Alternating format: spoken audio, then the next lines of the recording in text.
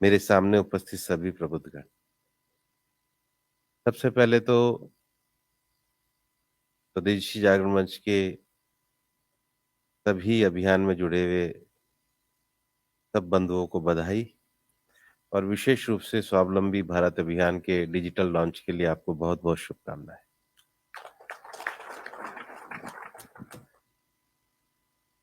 किसी भी देश में रोजगार की स्थिति समय सापेक्ष होती है। समाज जिस प्रकार से सामाजिक आर्थिक रूप से आगे बढ़ता है, रोजगार की परिस्थितियों में भी उसी प्रकार से परिवर्तन आता है। जो रोजगार आज के 100 साल पहले होंगे वो 50 साल पहले नहीं होंगे, जो 50 साल पहले होंगे वो आने वाले 50 साल में नहीं होंगे। और इसीलिए आप लोगों को भी बधाई कि आपने आने वाले समय को पहचानते हुए अपने अभियान का डिजिटलीकरण किया है, जो आने वाले समय के साथ चलने के लिए पूरी तरीके से सक्षम और योग्य है। ये इस बात को दर्शाता है कि रोजगार के विषय को अगर हम देखें तो आज के समय में रोजगार की स्थिति केवल एक देश के संदर्भ में नहीं हो सकती, संपूर्ण दुनिया के संदर्भ में होती है। पूरी दुनिया पिछले 2-3 सालों में कोविड महामारी के संकट से निकली है और इस बात से हम इनकार नहीं कर सकते कि कोविड के बाद दुनिया में वर्ल्ड ऑफ वर्क इस परिस्थिति में काफी परिवर्तन आया है।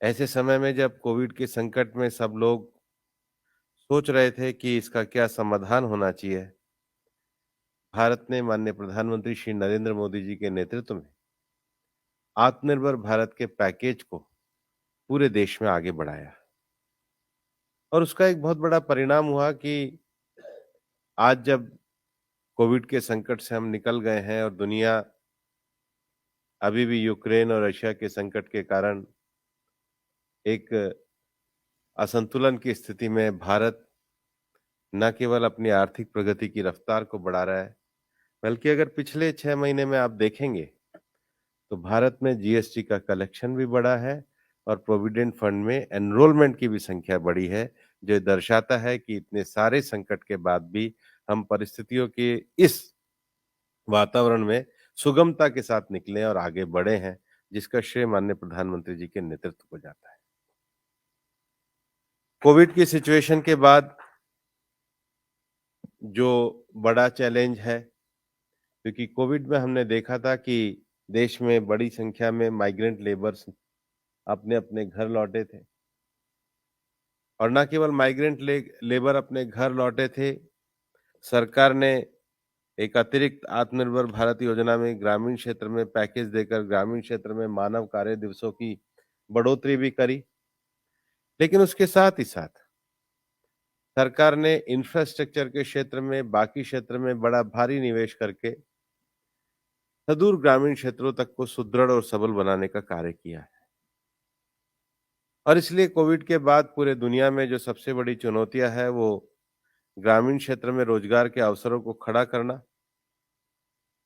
दूसरा सभी लोगों के लिए व्यापक रूप से सामाजिक सुरक्षा को पहुंचाना, क्योंकि सामाजिक सुरक्षा एक ऐसी चीज है जो व्यक्ति को जीवन में आश्वस्ति देती है, उसकी गरिमा को बना के रखती है।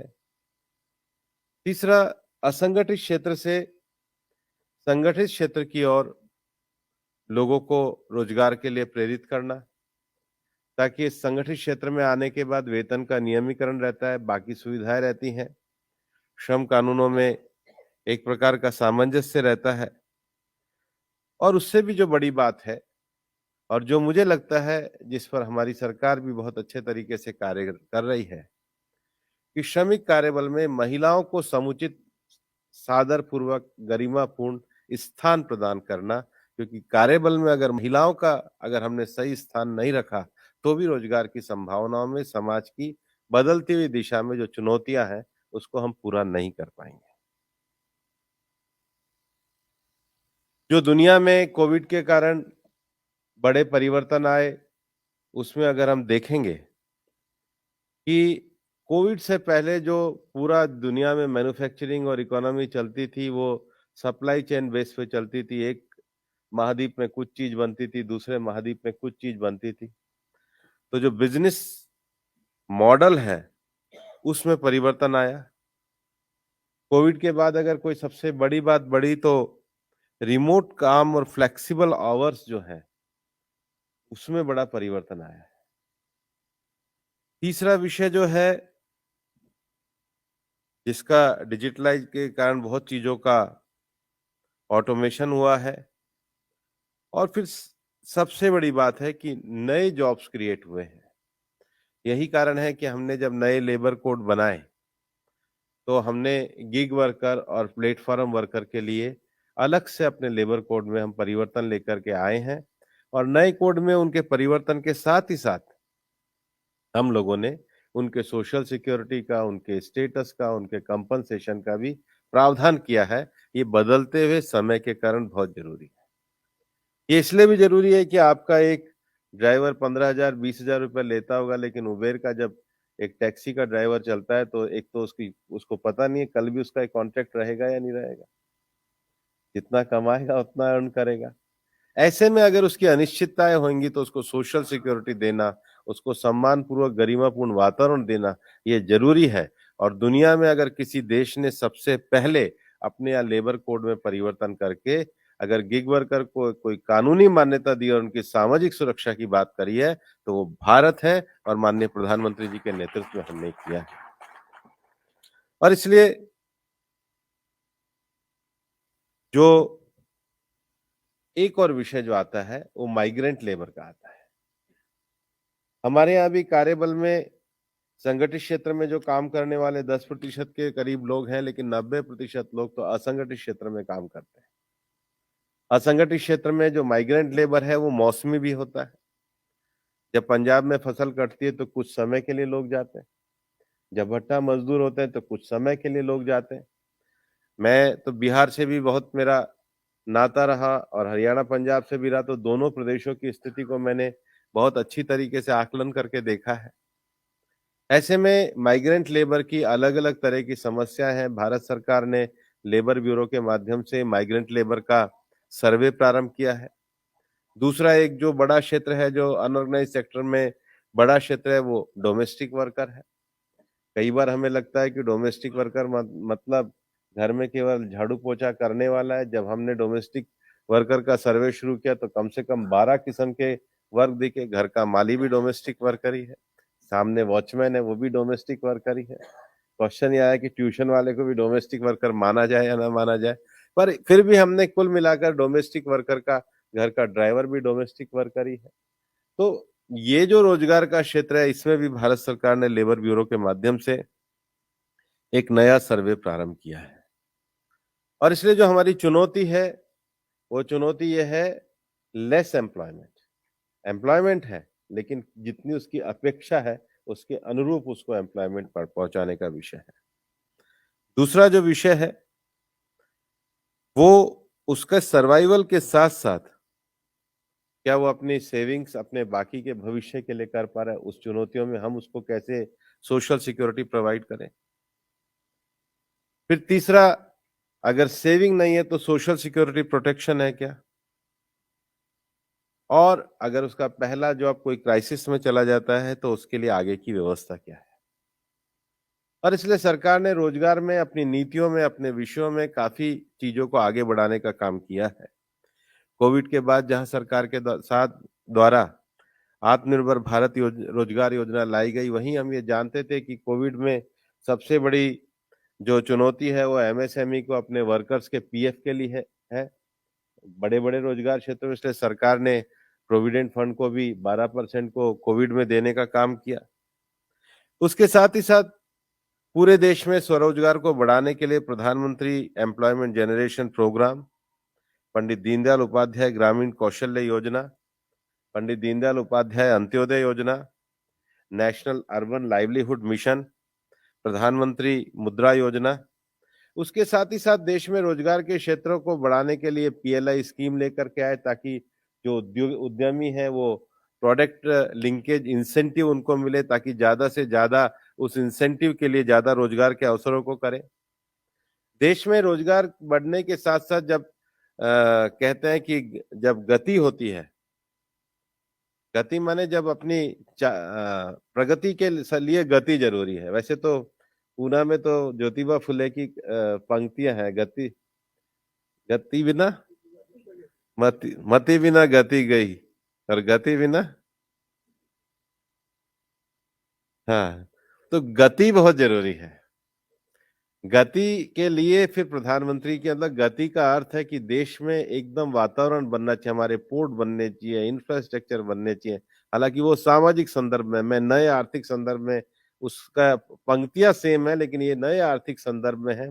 पोर्ट बनने चाहिए, इंफ्रास्ट्रक्चर बनना चाहिए, रेलवे बनना चाहिए, अपना स्टोरेज के लिए विषय होना चाहिए। और इसलिए पूरे देश में इस वातावरण को बनाने के लिए और दूरस्थ विषय के लिए गतिमान बनाने के लिए प्रधानमंत्री गति शक्ति योजना लाई गई।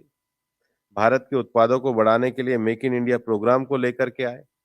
नौजवानों में रोजगार के विषयों को बढ़ाने के लिए startup India, stand up India, digital India को लेकर के आए। लेकिन आने वाले समय में जो हमारे यहाँ पर भारत में नए शहरों का विकास हो रहा है, लेकिन नए शहरों के विकास में सामुदायिक सुविधाओं के साथ साथ व्यक्तिगत सुविधाएं रहे, इसलिए स्मार्ट सिटी मिशन को लाया गया।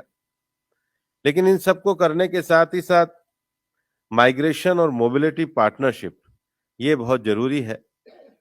और इसलिए रोजगार के क्षेत्र में हमारे जो इमिग्रेंट लेबर्स भी जो जाते हैं उसके लिए बाकी दुनिया के देशों में भारत के स्किल रोजगार को आगे बढ़ाने के लिए हमने नेशनल कैरियर सर्विस पोर्टल हम लोग लेकर के आए हैं। और हमारे नेशनल कैरियर सर्विस पोर्टल में आज की स्थिति में 1 करोड़ से ज्यादा लोग रजिस्ट्रेशन कराते हैं और 1 लाख से ज्यादा उद्योगपति और एंटरप्रेन्योर जो हैं वो हमारे एनसीएस पोर्टल के साथ जुड़े हुए हैं। उसको हम अभी जो सरकार की जो नई योजना है, हम हमारे एनसीएस पोर्टल को ई श्रम पोर्टल, एमएसएमई के पोर्टल, उद्यमी और स्किल पोर्टल असीम, चारों पोर्टल्स का हम इंटीग्रेशन करना चाह रहे हैं और उसका कार्य लगातार चल रहा है। 2 पोर्टल्स का हमारा हो भी गया, एनसीएस और ई श्रम का। उद्यमी और असीम के साथ भी लगातार हमारा कार्य चल रहा है। और इसको करने के साथ ही साथ भारत सरकार ने असंगठित क्षेत्र के लोगों को सोशल सिक्योरिटी मिले, इसके लिए प्रधानमंत्री श्रम योगी मानधन योजना लेकर आए, ताकि जिन गरीब व्यक्तियों की माननीय सतीश जी ने बात करी थी, उनको प्रधानमंत्री श्रम योगी मानधन योजना के नाते अगर वो 18 से और 40 साल की उम्र तक अगर पैसे देते हैं तो बाद में 60 साल के बाद उनको पेंशन मिलती है। मेरे से जितने भी मजदूर संघ वाले मिलने आते हैं, मैं उनको हमेशा एक चीज कहता हूँ कि आप सब लोग सोशल सिक्योरिटी की बात करते हो, सज्जी नारायण जी बैठे हैं, आपको सबसे पहले आपके कार्यालय के बाहर जो चाय पिलाता है, पान की दुकान लगाता है, रिक्शे वाला लेके आता है, आपको अपनी तरफ से उनके 12 रुपए भर के प्रधानमंत्री श्रम योगी मानधन योजना से जोड़ना चाहिए। हमने प्रधानमंत्री श्रम योगी मानधन योजना को किसी भी एक व्यक्ति अगर वॉलेंट्री भी उसको जोड़ना चाहता है तो भी हम श्रम मंत्रालय के द्वारा लेके आए। मैंने ही अपने जो गैर सरकारी माली था, अपने जो वेतन है उसके सीधे लिंक से उसको जोड़ा। आप भी इस काम को कर सकते हैं ताकि देश में ये जो कई बार हमारे जो चारों तरफ जो लोग होते हैं जो हमें सपोर्टिव सर्विस देते हैं, इन लोगों की भविष्य की सुरक्षा कैसे हो वो स्वयं भी कर सकते हैं और उसके साथ लिंकेज भी किया जा सकता है प्रधानमंत्री श्रम योगी मानधन योजना के अंतर्गत। पूरे देश में गरीब आदमी के स्वास्थ्य का विषय है और इसलिए प्रधानमंत्री जन आरोग्य योजना है जिसमें 5 लाख का आयुष्मान का कार्ड है। और अब हम लोगों ने जिसमें हमारे पास कम से कम श्रम मंत्रालय में हमारे लगभग 3 करोड़ 80 लाख हमारे आईपी हैं, 12.5 करोड़ उनके बिल्कुल परिवार के लोग हैं। लेकिन अब हमने ईएसआईसी के 160 अस्पतालों को प्रधानमंत्री जन आरोग्य योजना से भी जोड़ा है, क्योंकि बिना स्वास्थ्य के समृद्धि नहीं आ सकती। हम बड़े आदमी के स्वास्थ्य के लिए चिंता करते हैं, लेकिन असंगठित क्षेत्र के में जो काम करने वाला मजदूर है उसकी चिंता करनी बहुत जरूरी है। इसलिए हमारे श्रम मंत्रालय ने ऑक्यूपेशनल डिजीज का एक कार्यक्रम हाथ में लिया और अभी पिछले 8 मार्च को महिला दिवस पे 2 क्षेत्र, बीड़ी क्षेत्र में काम करने वाली महिलाएं और भट्टा क्षेत्र में काम करने वाली महिलाओं का विशेष अभियान हमारे श्रम मंत्रालय द्वारा हाथ में लिया गया। लेकिन देश में जो आपका ये जो मैंने पोर्टल देखा है एसबीए का, इस पोर्टल में एक और बड़ा विषय जो मेरा सुझाव है काफी अच्छा जुड़ सकता है, वो प्रधानमंत्री स्वनिधि योजना है। इस देश में ग्रामीण क्षेत्र में रोजगार की तो वृद्धि है, लेकिन शहरी क्षेत्र में बहुत बड़ी संख्या में हमारे जो स्ट्रीट वेंडर, हॉकर्स वगैरह जो लोग हैं, उनको प्रधानमंत्री स्वनिधि योजना के अंतर्गत collateral free working capital loan जो है वो उपलब्ध कराया जाता है।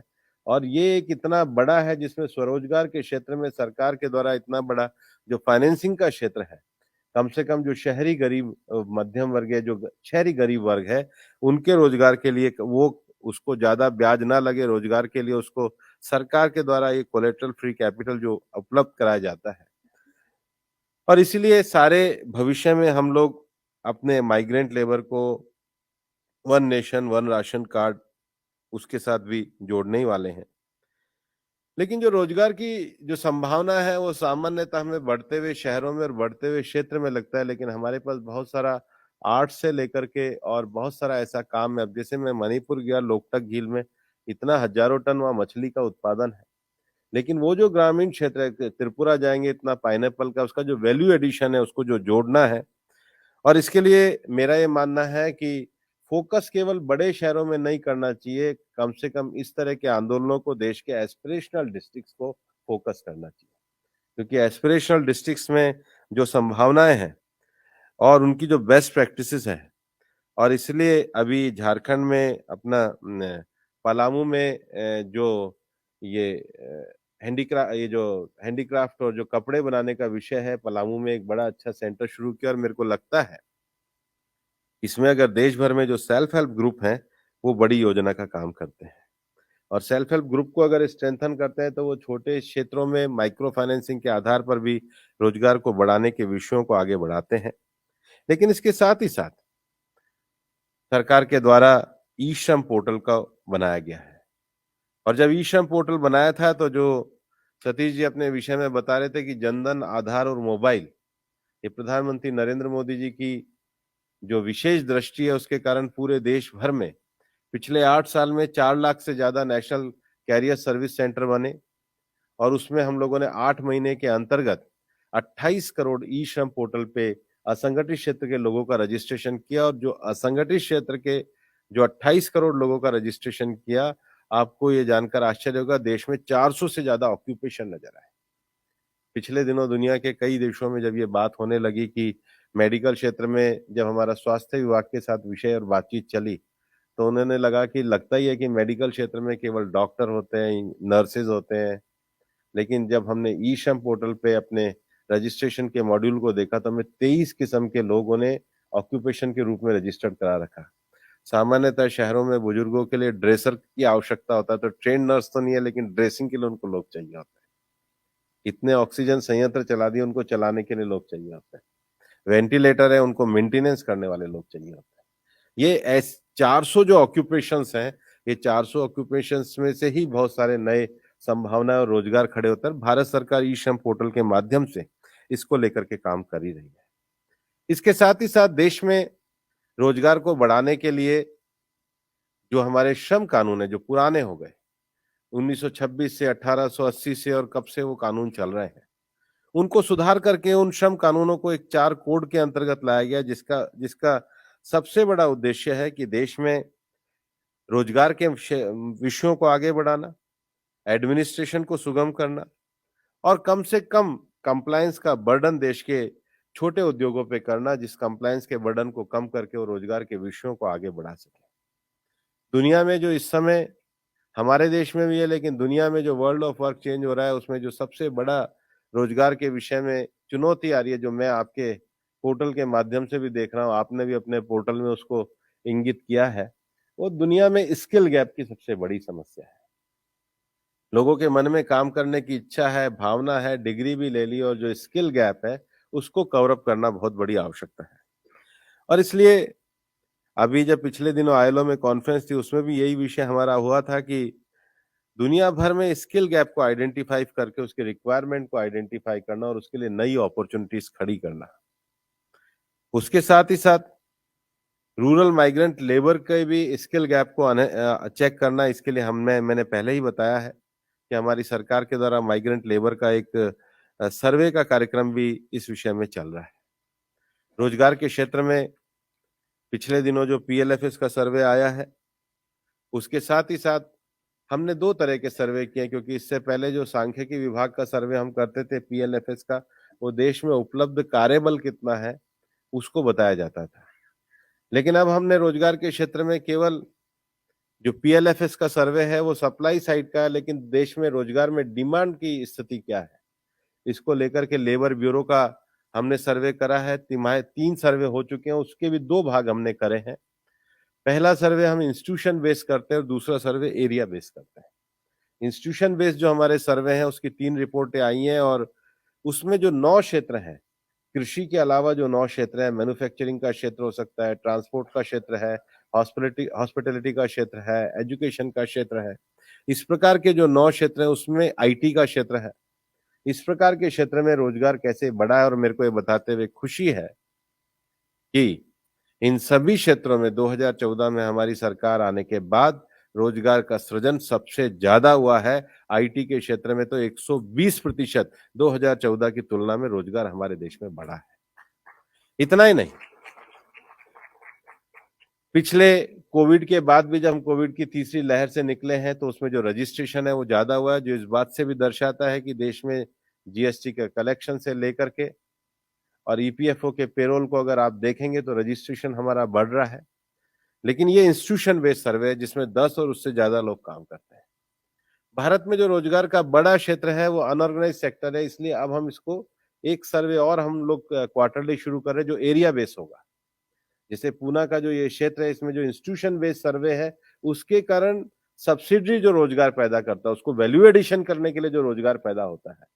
मान लीजिए भिवंडी में बहुत बड़ा रोजगार जो है लूम्स का है, तो लूम्स में तो 10 से ज्यादा लोग काम करते हैं, लेकिन उनको सप्लाई करने वाले, उनके लिए रॉ मटेरियल वाले, उनके लिए बाकी चीजों करने वाले, वो जो रोजगार है वो पर्टिकुलर एरिया के हिसाब से आता है। इसलिए एरिया बेस्ड भी हम व्यापार को, चीजों को आइडेंटिफाई करके सर्वे को हम लोग प्रारंभ कर रहे हैं।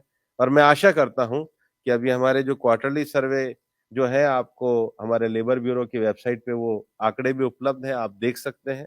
क्योंकि हम ये चाहते हैं कि ये विषय हमारे एकेडमिशियन को, हमारे स्वयंसेवी संस्थाओं को, हमारे व्यापार क्षेत्र में काम करने वाले लोगों के सामने, एमएसएमई के सामने भी रहे, ताकि देश में बढ़ते हुए रोजगार क्षेत्र में डिमांड साइड कहाँ पर ज्यादा है उसके अनुरूप वो भी अपनी सहभागिता दे सके। सरकार तो उसके लिए नीतियां बनाने के लिए हमेशा प्रयत्नशील है ही, लेकिन अब एरिया बेस्ड सर्वे भी हमारा अक्टूबर तक शुरू हो जाएगा। मेरा कहने का ये तात्पर्य है कि वर्तमान सरकार के द्वारा रोजगार के क्षेत्र में अनेक महत्वपूर्ण कार्य किए जा रहे हैं और वर्तमान वैश्विक नई चुनौतियों को देखते हुए उन कार्यों को भी आगे बढ़ाया जा रहा है। ऐसे कार्यों में सकारात्मक दृष्टि से अगर इस प्रकार के जो प्रयत्न, विशेष रूप से स्वावलंबी भारत अभियान जैसे जो प्रयत्न है, वो निश्चित रूप से उसमें सपोर्ट का, उसको आगे बढ़ाने का काम करेंगे। और हम सब मिलकर ही अगर सब अपने सामूहिक प्रयासों के द्वारा अपना अपना योगदान देंगे तो निश्चित रूप से आजादी के अमृत काल में आत्मनिर्भर भारत के मार्ग को प्रशस्त करेंगे। बहुत बहुत धन्यवाद। जय हिंद, जय भारत।